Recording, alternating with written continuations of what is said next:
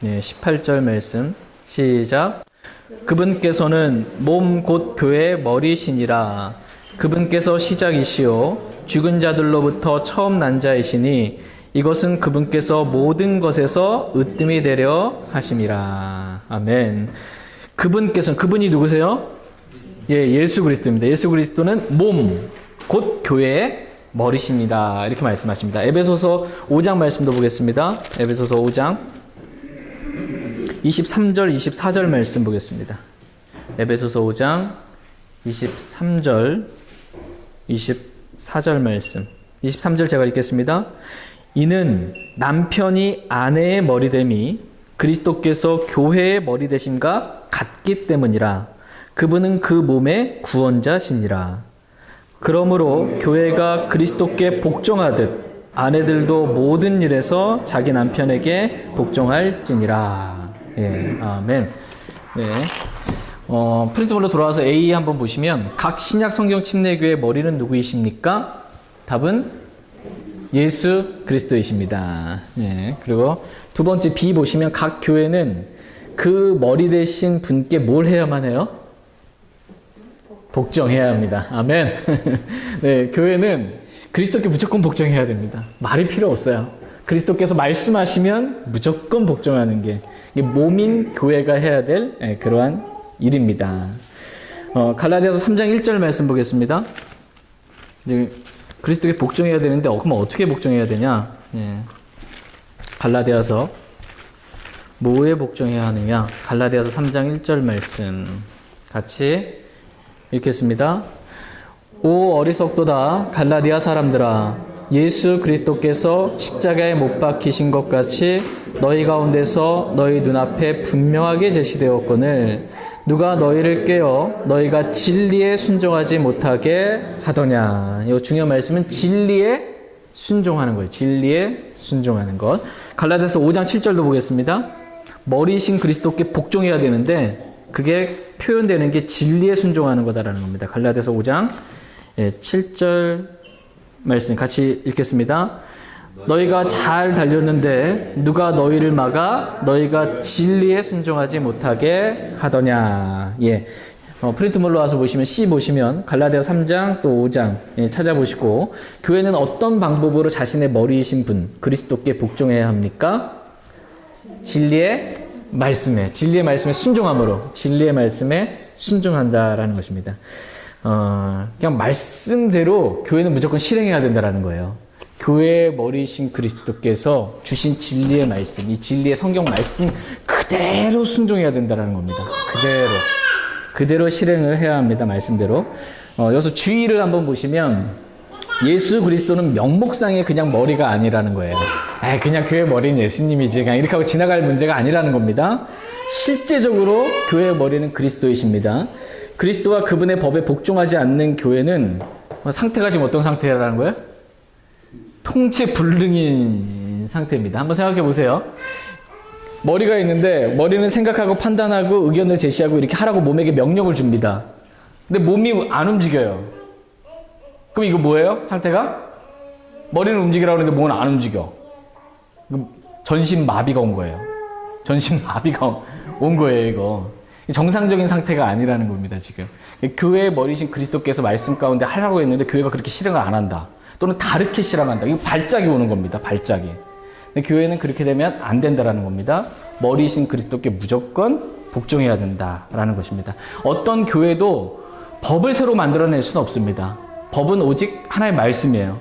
하나의 말씀대로 교회는 실행하면 됩니다. 교회는 법을 만드는 게 아니고 교회는 법에 순종하기만 하면 되는 겁니다. 그게 주님의 몸인 교회가 해야 될 일입니다. 여기서 보시면 살아계신 머리를 두고 있지 않는 교회는 죽은 교회다. 뇌사 상태 있죠. 이 죽은 거예요. 그러니까는 근데 우리의 머리이신 그리스도는 살아계세요? 안 살아계세요? 살아계세요. 우리가 살아있는 교회예요. 살아있는 교회이기 때문에 수많은 일들이 일어나게 되고 살아있기 때문에 뭔가 반응이 있는 것입니다. 정상적이에요. 이제 교회의 직분에 대해서 한번 보겠습니다. 교회는 직분을 두고 있습니다. 빌립보서 1장 1절 말씀 보겠습니다.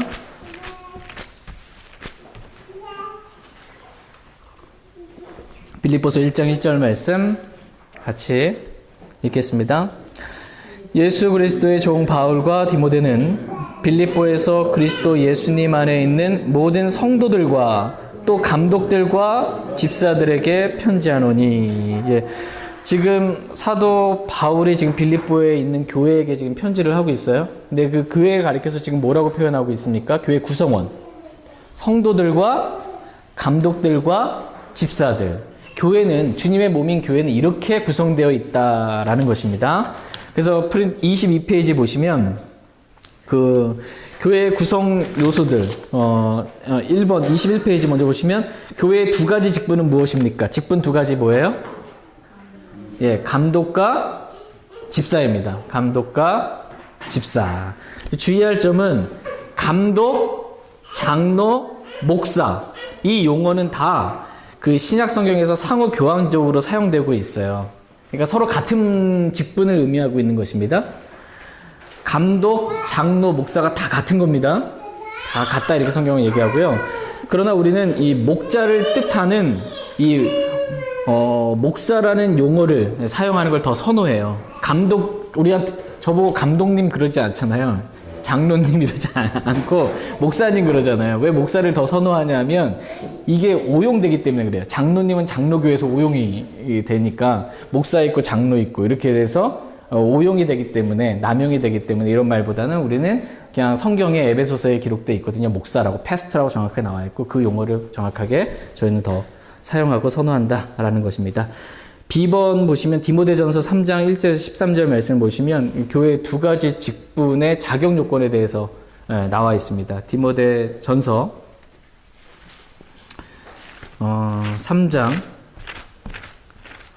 1절에서 13절 말씀, 1절에서 13절 말씀 보겠습니다. 감독의 직무랑 집사의 직무에 대해서, 자격 요건에 대해서 보겠습니다. 천천히 1절부터 제가 읽겠습니다. 같이 번갈아가면서 읽겠습니다. 남자가 감독의 직무를 사모하면 선한 일을 사모한다는 이 말은 참된 말이로다.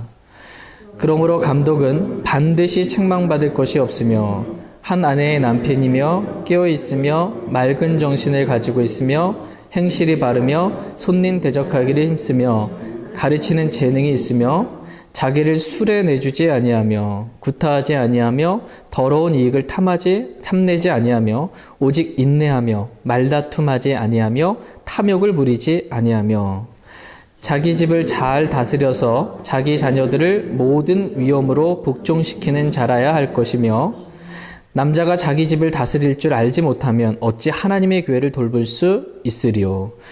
초신자는 아니되나니 이것은 그가 교만으로 높아져서 마귀의 정죄에 빠지지 아니하게 하려 함이라. 또한 그는 반드시 밖에 있는 자들로부터 좋은 평판을 받아야 하리니 이것은 그가 비방과 마귀의 올무에 빠지지 아니하게 하려 함이라. 이와 같이 집사들도 반드시 신중하며 한 입으로 두말하지 아니하며 자기를 많은 술에 내주지 아니하며 더러운 이익을 탐내지 아니하며 순수한 양심 속에 믿음의 신비를 간직한 자라야 할지니라.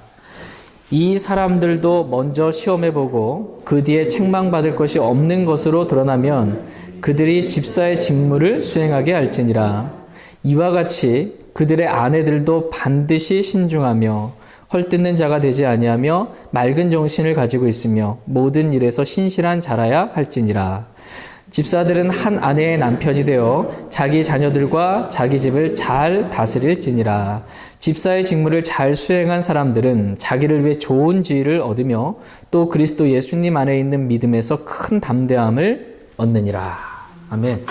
저희가 읽었던 이 말씀이 지금 이제 목사의 자격 요건, 집사의 자격 요건에 관련돼서 간략하게 정확하게 나와 있는 구절입니다. C를 보겠습니다. 우리 목사님은 이제 목양자라고 이렇게 돼 있죠. 양들을 목양하기 때문에 목양자라는 말도 이렇게 보통 쓰고요. 목사라는 말을 주로 씁니다. 우리 목사님은 1번서부터 5번까지는 이제 목사와 관련된 말씀이고요. 6번서부터 이제 그 뒤에까지는 성도들이 목사를 어떻게 이제 대해야 하는가, 라는 말씀입니다. 그러니까 성경에는 두 가지가 다 나와 있어요. 목사는 이래야 된다라는 말씀이 하나 있고요. 그럼 성도들은 목사를 어떻게 대해야 하는가라는 말씀이 또 있습니다. 그러니까는 목사는 목사에게 주신 말씀에 따라 자기 자신을 되돌아보고 이렇게 하면 됩니다.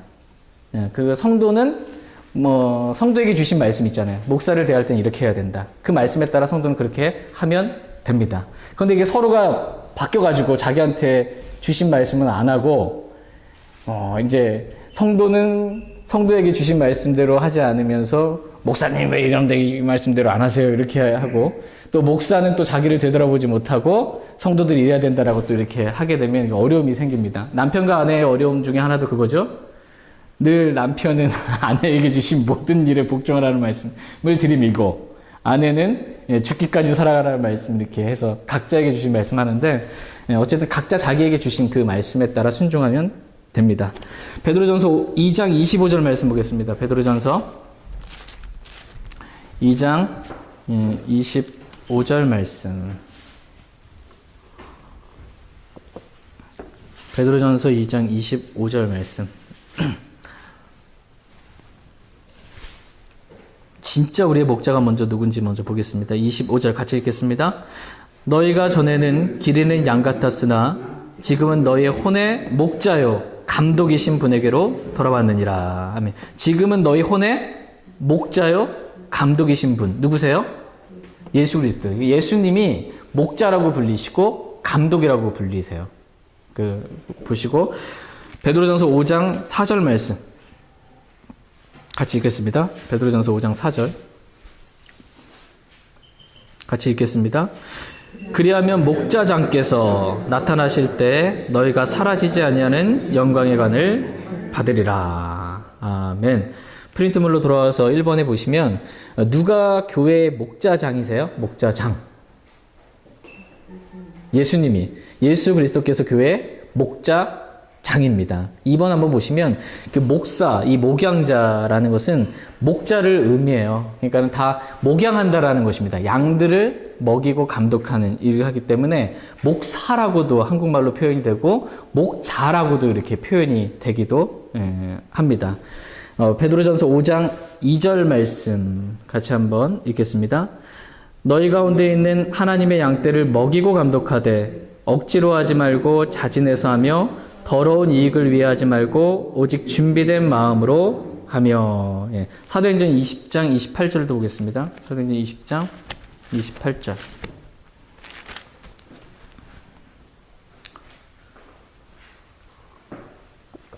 사도행전 20장 28절. 28절. 사도행전 20장 28절. 같이 읽겠습니다. 그러므로 너희 자신과 온 양떼에게 주의를 기울이라. 성령님께서 너희를 그들의 감독자로 삼으사 하나님의 교회 곧 그분께서 자신의 피로 사신 교회를 먹이게 하셨느니라. 여기서 이제 프린트물로 돌아와서 2번 보시면 그 성경은 교회를 그 교회의 목사와 관련지어서 무엇이라고 이렇게 부르고 있을까요? 교회를 가리켜서 이 공통점이 뭐냐면 목사와 관련해서 이렇게 양떼라고 부릅니다. 양떼. 하나님의 양떼를 먹이고 감독하되 이렇게 표현되어 있고 여기서 너희 자신과 온 양떼에게 주의를 기울이라 이렇게 말씀하고 계십니다. 그래서 성경은 교회를 그 교회의 목사와 관련지어서 양떼라고 이렇게 불려지고 있습니다. 양떼입니다. 양떼. 베드로전서 5장 2절 말씀을 다시 한번 볼게요. 베드로전서 5장 2절. 베드로전서 5장 2절 말씀 같이 다시 한번 읽겠습니다. 그러니까는 이 목사가 해야 될 가장 중요한 의무, 일이 무엇인지 베드로전서 5장 2절 같이 읽겠습니다. 너희 가운데 있는 하나님의 양떼를 먹이고 감독하되 억지로 하지 말고 자진해서 하며 더러운 이익을 위해 하지 말고 오직 준비된 마음으로 하며. 아멘. 프린트로 3번에 보시면 이 목사의 최대 의무는 무엇입니까? 말씀 읽어보니까 양떼를 하나님의 양떼를 먹이고 감독하는 게 목사가 해야 될 일이다라는 겁니다. 말씀으로 먹이고 어디 잘못하는 거 없나, 딴 데 가는 데 없나, 이렇게 감독하는 거, 이렇게 돼 있고요. 에베소서 4장 한번 보겠습니다. 에베소 4장. 오늘은 이제 주로 교회와 관련해서, 이 목사와 관련된 말씀을 보겠습니다. 에베소서 4장 11절에서 14절 볼게요. 에베소 4장 11절에서 14절. 11절 제가 읽겠습니다.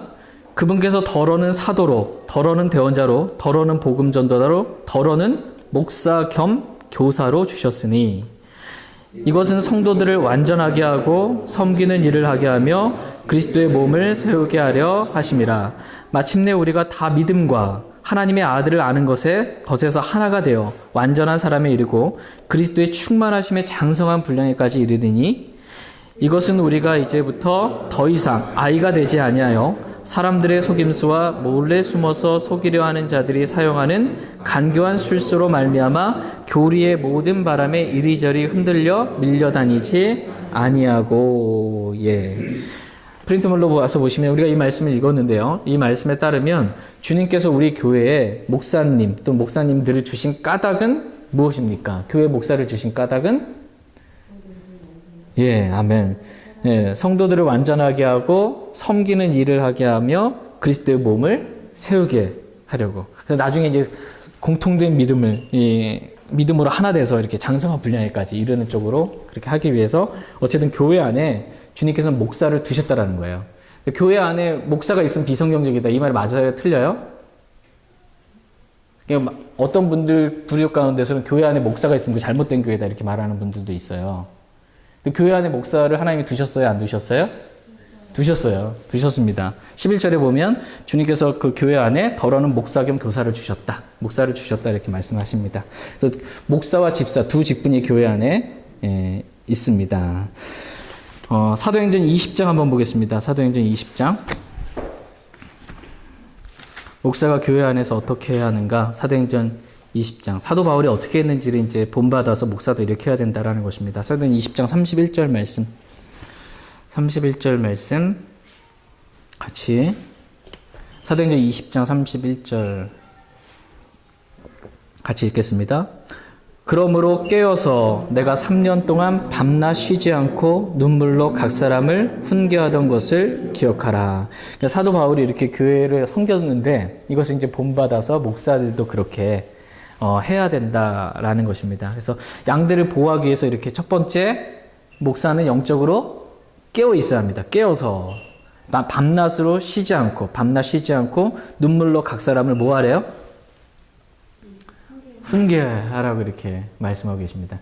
그러니까는 목사가 이렇게 하는 게 맞습니다. 성경적이에요. 그러니까 목사가 영적으로 깨어서 밤낮으로 쉬지 않고 눈물로 각 사람을 훈계를 해야 한다 이렇게 말씀합니다. 근데 목사가 밤낮으로 깨어서 눈물로 나를 위해서 기도해 주면 참 좋잖아요. 나를 위로해 주는 거 참 좋잖아요. 근데 여기 말씀을 보니까는 그 밤낮으로 위로했대요. 뭐 했대요? 훈계했대요. 이게 훈계했대요. 경고하고 훈계하는 겁니다. 밤낮으로 목사가. 왜냐면 양떼잖아요. 이 양들은 뭐냐면 이사야서 53장 말씀처럼 우리는 다 양 같아서 길을 잃고 각각 자기 길로 갔거든. 양들이니까 다 각자 자기 길로 막 가는 거예요. 그러니까 이 목양자는 어떻게 해야 되는 거예요, 그러면? 그거 가면 안 된다고 훈계하는 일이 주로라는 겁니다. 원래 목자에 하는 일이 훈계인데 오늘날 성도들은 훈계 좋아해요? 안 좋아해요? 안 좋아해요. 훈계할 거 싶으면 막 나가버려요. 막 더 멀리 도망가고 나한테 지금 뭐라고 하려고 그러네 하고서 도망가 버립니다. 그러니까 오늘날 목회사역이 쉽지 않은 부분 중에 하나가 이 부분입니다. 말씀대로 하고 싶어도 참 하기 쉽지 않은 게 이거예요. 왜냐면 양들이 나를 위해서 위로해 주는 거 좋아하고 그 다음에 격려해 주는 거 좋아하고 기도해 주는 건 좋아하지만 훈계하려고 목사님이 오늘 찾아오셨다 집에 이러면 이제 싫어하는 겁니다. 참 어쨌든 그렇습니다. 어쨌든 이런 일을 해야 하고요. 그 다음에 6번째서부터는 이제 그 입장이 좀 바뀌었습니다. 지금까지는 이제 제가 이제 주 타겟이었고요.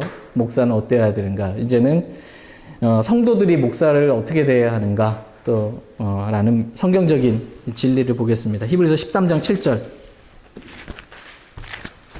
제가 잘 못해서 죄송합니다. 네, 여기까지.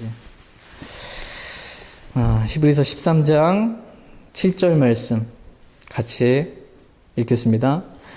하나님의 말씀을 너희에게 일러주고 너희를 다스리는 자들을 기억하며 그들의 행실의 결말을 깊이 살펴보고 그들의 믿음을 따르라. 예. 성도들은 어떻게 하냐면 6번으로 프린트물 보시면 우리는 우리의 목사님을 어떻게 해야 돼요?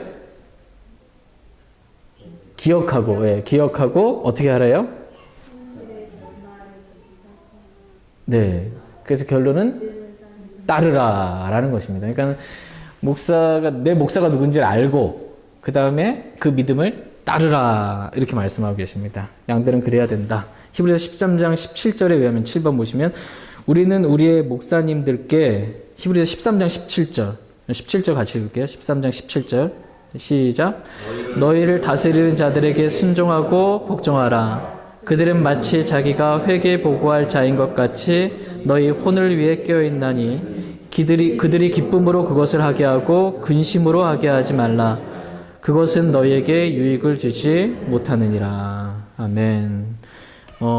프린트를 보시면 우리는 우리의 목사님께 뭐 하래요? 성도들은 순종하고 교회를 감독하는 그분의 지도력에 뭐 하라고 말씀하세요?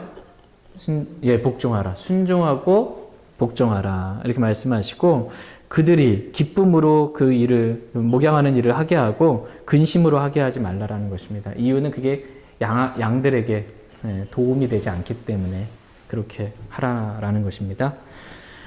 데살로니가전서 5장 12절 13절 보겠습니다. 데살로니가전서 5장 12절 13절.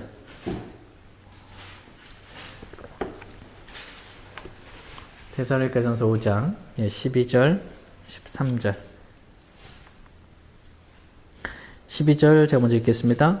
형제들아 우리가 너희에게 간청하노니 너희 가운데서 수고하고 주 안에서 너희를 감독하며 너희에게 훈계하는 자들을 알고 그들의 일로 인하여 사랑 안에서 그들을 매우 귀중히 여기라. 또 너희끼리 화목하게 지내라. 예. 프린트물로 돌아와서 보시면 이 말씀에 의하면 우리는 주님 안에서 우리를 감독하는 목사님의 일로 인하여 그들을 어떻게 하래요? 매우 귀중히 여겨야 한다. 이렇게 말씀하고 계십니다. 새로 이제 김영호 목사님 오실 텐데 김영호 목사님을 매우 귀중히 그렇게 여기시면 됩니다. 또 너희끼리는 어떻게 하래요?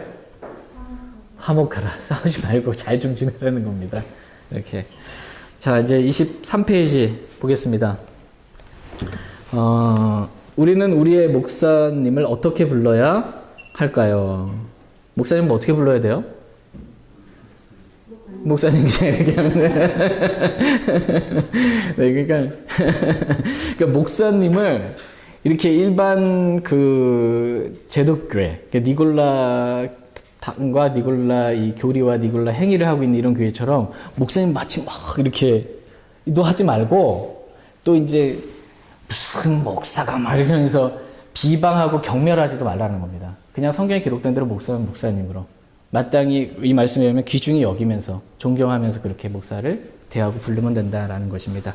같이 한번 프린트물 23페이지 한번 읽겠습니다. 많은 사람들이 같이 읽겠습니다. 많은 사람들이 대화 중에 목사님을 어떻게 불러야 할지를 잘 모르고 있습니다. 하나님께서 목사님을 위해 주신 다른 칭호는 없습니다. 목사님을 지존하신 성직자 또는 아버지라고 부르는 것은 옳지 않습니다.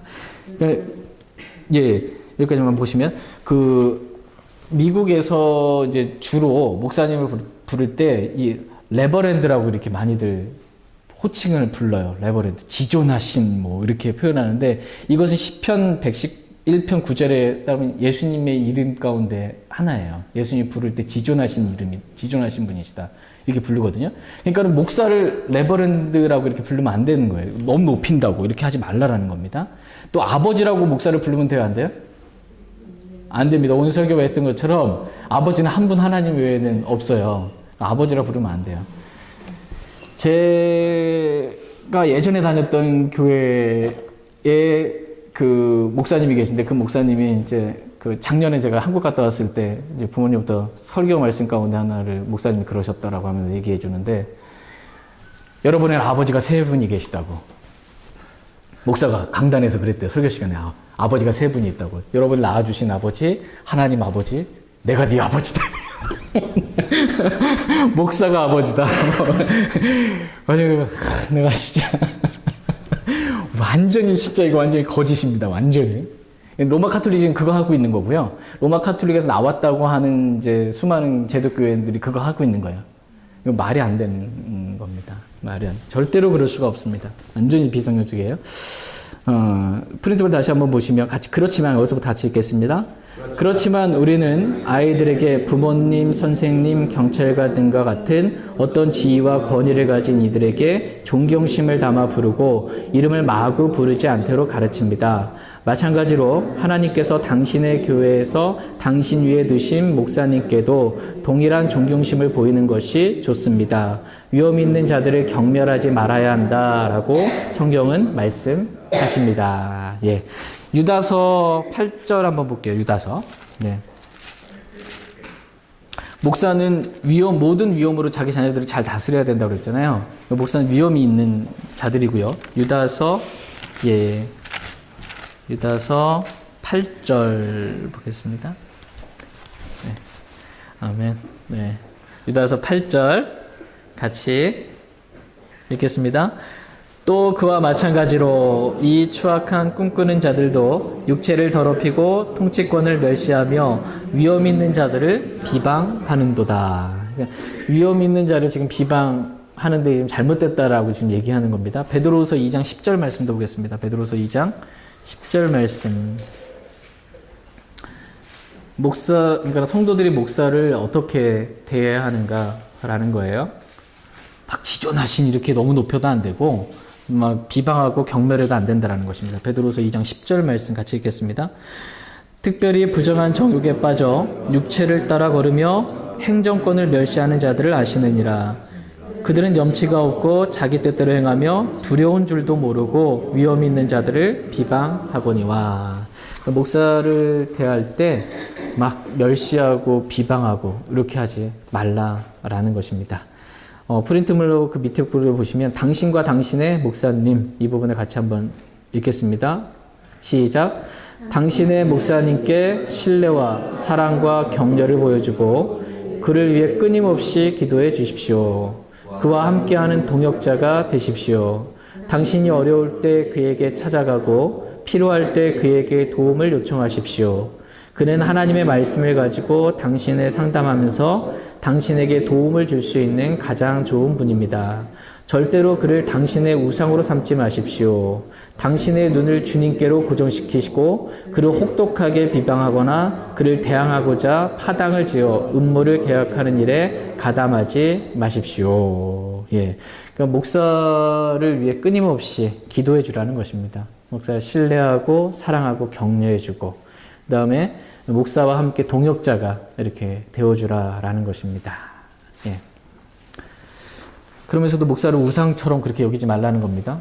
예. 오직 주님께만 그렇게 눈을 고정하고 그렇게 동역자로서 기도하면서 함께하면 됩니다. 데살로니가전서 5장 12절 13절. 데살로니가전서 아까 본 말씀인데요. 데살로니가전서 5장 12절 13절 12절 13절 같이 읽겠습니다. 형제들아 우리가 너희에게 간청하노니 너희 가운데서 수고하고 주 안에서 너희를 감독하며 너희에게 훈계하는 자들을 알고 그들의 일로 인하여 사랑 안에서 그들을 매우 귀중히 여기라. 또 너희끼리 화목하게 지내라. 예. 디모데전서 5장 17절도 보겠습니다. 디모데전서 5장 17절에서 19절 말씀. 디모데전서 5장 17절에서 19절. 17절 제가 먼저 읽겠습니다. 잘 다스리는 장로들을 두 배나 존경할 자로 여기되 특별히 말씀과 교리로 수고하는 자들에게 그리할지니라. 성경 기록이 이르기를 너는 곡식을 밟는 소의 입에 마개를 씌우지 말라 하고 또 일꾼이 자기 품삯을 받는 것이 합당하니라 하느니라. 장로에 대한 고발은 두세 증인 앞에서가 아니면 받지 말라. 예.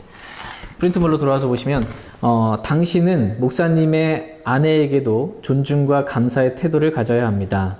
예, 그녀는 교회에서 아무런 직분이나 권위를 가지고 있지 않지만 남편의 사역에 있어 대단히 중요한 역할을 합니다. 그의 자녀들도 마찬가지입니다. 이렇게. 그러니까는 성도들이 목사와 목사 아내, 그다음에 그 가정을 어떻게 대해야 하는지에 대해서 성경은 이렇게 말씀해주고 있다라는 것을 배우고 있습니다. 이제 교회 결의권에 대해서 한번 보도록 하겠습니다. 교회 결의권, 여기까지 오늘 살펴보겠습니다. 교회는 결의권을 가지고 있습니다.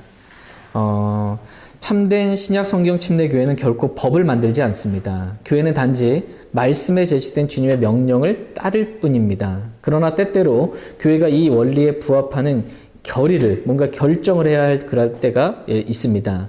많은 종교적인 단체들이 따르는 이 성직 계급 체제와는 달리 성경대로 믿는 침례 교회는 목사의 지도하에 온 회중이 하나님의 뜻을 어떻게 이행할지를 결정하는 회중교회의 정치로, 정치라는 것을 실행하고 있습니다. 그러니까 보통 일반 교회에서는 어떻게 하고 있어요?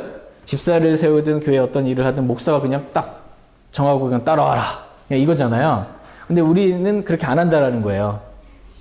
우리는 어떻게 한다라는 겁니까? 이 회중 정치라고 그래요. 회중 정치. 회중이 목사의 지도하에 이렇게 회중이 이걸 결정한다라는 겁니다. 그래서 같이 순종해서 가는 것입니다. 회중 정치가 성경적이에요. 이렇게 사도행전 6장 한번 보겠습니다. 사도행전 6장.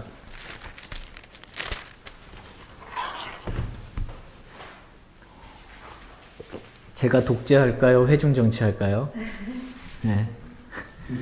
성경대로 하세요. 회중 정치입니다. 네. 사도행전 6장 1절에서 5절인데요. 5절 말씀만 보겠습니다. 지난번에 집사 선출 관련해서 봤기 때문에 5절 같이 한번 읽겠습니다. 온 무리가 이 말을 기쁘게 여기고 믿음과 성령님이 충만한 사람 스데반과 빌립과 프로고로와 니가노르와 디몬과 바메나와 안디옥 출신의 유대교 계승자 니골라를 택하여, 여기서 보시면 온 무리가 이러이러한 사람들을 택했다 이렇게 말씀하잖아요. 온 무리가 지금 택했어요. 목사가 택한 게 아니고요. 지금 온 무리는 누구를 의미할까요? 예, 성도들이에요. 이 예루살렘 교회에 있는 온 무리가 지금 택한 겁니다. 그러니까 성도들이 지금 택했다라는 것입니다. 성도들이. 그래서 프린트물로 보시면 누가 7지사를 택했습니까? 예, 온 무리가, 성도들이, 교회가 이렇게 택하는 것입니다. 사도행전 1장 15절에서 26절인데요. 24절만 볼게요. 사도행전 1장 24절. 성도들이 이제 택해야 되잖아요. 그러면 이제 택할 때 이제 어떻게 하냐라는 거예요. 지금 현재에서는 투표하는 수밖에 없어요. 투표하는 수밖에. 서로 의견들이 다른데 그 의견이 모아지려면 투표하는데, 투표하기 전에 교회가 해야 할 일, 그것은 사도행전 1장 24절 같이 읽겠습니다. 그들이 기도하며 이르되 모든 사람의 마음을 아시는 주여, 주께서 이 두 사람 중에 누구를 택하였는지 보여주사. 온 교회가 택할 때 이제 투표로 이렇게 이제 택할 수밖에 없잖아요. 지금 현재는. 그래서 투표로 이렇게 택하게 될 때 뭘 했냐면 그들이 기도하며 이르되. 그러니까는 기도하면서 주님의 뜻이 어딘지 묻고 그것을 온 무리가, 교회가 이렇게 택하는 것이 이제 성경적으로 교회를 운영하는 방법, 회중 정치, 이게 맞다라는 것입니다. 24페이지로 넘어와서 C 보겠습니다. 마태복음 18장 17절 보겠습니다. 마태복음 18장 17절. 성도들이 의견을 모아가지고서는 결정을 해야 되잖아요. 뭔가를 결의를 해야 되잖아요. 근데 성도들의 의견이 다 일치하지 않잖아요. 그러니까 어떻게 할 수밖에 없는 거예요, 지금은? 결정할 때? 의견을 물어봐서 했는데 비밀 투표로 이렇게 의견을 물어보고 다수결로 몇 % 이상이면 이렇게 결정될 수밖에 없어요. 예. 마태복음 18장 17절 말씀, 18장 17절 같이 읽겠습니다. 만일 그가 그들의 말 듣기를 무시하거든 교회에 그것을 말하되 그가 교회의 말 듣기를 무시하거든 너는 그를 이교도나 세리같이 여기라. 예. 어떤 사람이 형제가 잘못하면 혼자 가서 얘기를 해요, 그 형제한테. 근데 말 안 들어요. 그러면 이제 두세 사람이 같이 가서 이제 그 형제한테 얘기를 해요. 근데 말을 또 안 들어요. 그럼 최종적으로 누구한테 지금 얘기하라는 거예요? 교회에게 말하라는 겁니다. 교회. 그러니까 최종 결정권자는 지금 교회가 가지고 있다라는 거예요. 최종 결정권은 교회가 가지고 있다. 그래서 C 보시면 마태복음 18장 17절에 의하면 영적인 문제에 있어서 가장 최고의 결의권은 지금 누가 갖고 있다라는 거예요? 교회라는 것입니다. 교회. 교회가 결정한다라는 것입니다. 교회가. 그래서 어떤 형제가 음행을 했어요. 그러면은 이제 징계위원회를 만드는 거예요. 징계위원회를 교회 안에서 결정해서 징계하는 것입니다. 교회의 결정에 따른다라는 것입니다. 뭐든지 교회 안에 일어나는 일은 교회의 결정에 따른다라는 거예요. 마태복음 18장 18절 말씀. 18장 18절 같이 읽겠습니다. 진실로 내가 너희에게 이르노니 무엇이든지 너희가 땅에서 묶으면 그것이 하늘에서 묶일 것이요 무엇이든지 너희가 땅에서 풀면 그것이 하늘에서도 풀리리라. 여기서 너희는 지금 교회를 의미합니다. 예, 너희가 땅에서 묶었어요. 결의를 했어요. 뭔가를 이렇게 하자라고 결의를 했어요. 그럼 그것이 땅에서 묶으면 하늘에서도 어떻게 된대요? 묶이고요. 땅에서 풀었어요. 그러면은 하늘에서도 그것이 푼다. 이거예요. 그러면 교회의 결정을 지금 하늘에 누가 계세요? 하나님이 계세요. 교회에 이렇게 우리 임시총회, 정기총회 때 이렇게 뭔가 결정을 하잖아요. 이것에 대해서 하늘에 계신 하나님께서 승인하신다는 거예요. 교회의 결정을 하나님도 따르신다라는 겁니다. 승인하신다. 이렇게 지금. 교회가 갖고 있는 게 참 중요합니다. 이렇게 지금 갑니다. 그래서 마태복음 18장 18절에 의하면 한 교회 회중의 결의, 회중이 모여서 이제 회의를 했고 결의를 했어요. 그것은 하늘에서 어디에서? 하늘에서 비준된 것입니다. 하늘에서 승인된 일입니다. 라는 것입니다. 그러니까는 내 생각과 달라도 교회에서 그렇게 결정이 됐다 그러면 어떻게 된다는 거예요? 하나님도 그걸 인정하고 따른다라는 게 우리가 따라야 된다라는 겁니다. 그 일을 교회 결정에.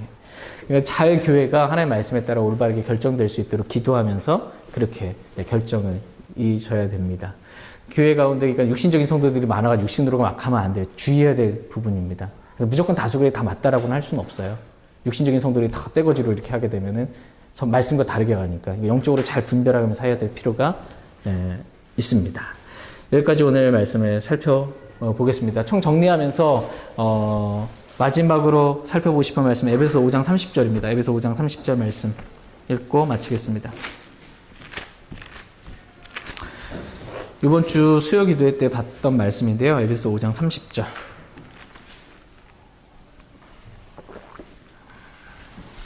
하나님은 교회를 무시하세요? 교회를 무시하지 않으세요?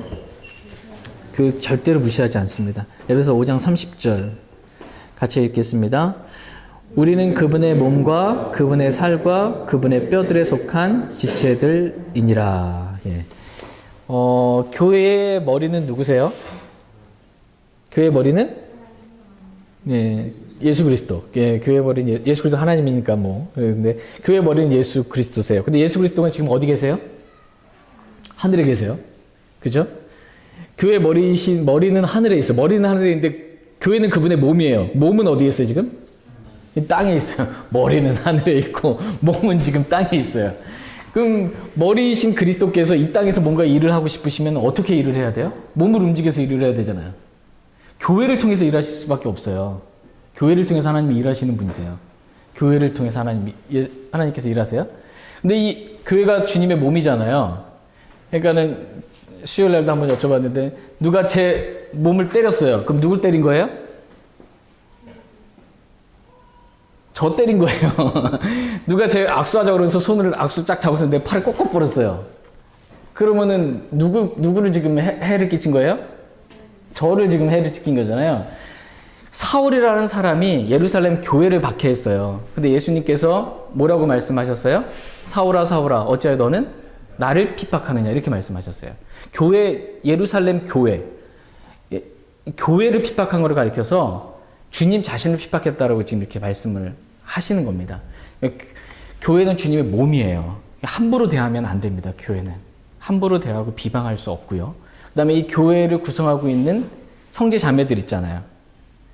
여기 보니까 이 지체들은 그분의 몸과 그분의 살과 그분의 뼈들에 속한 지체라고 말해요.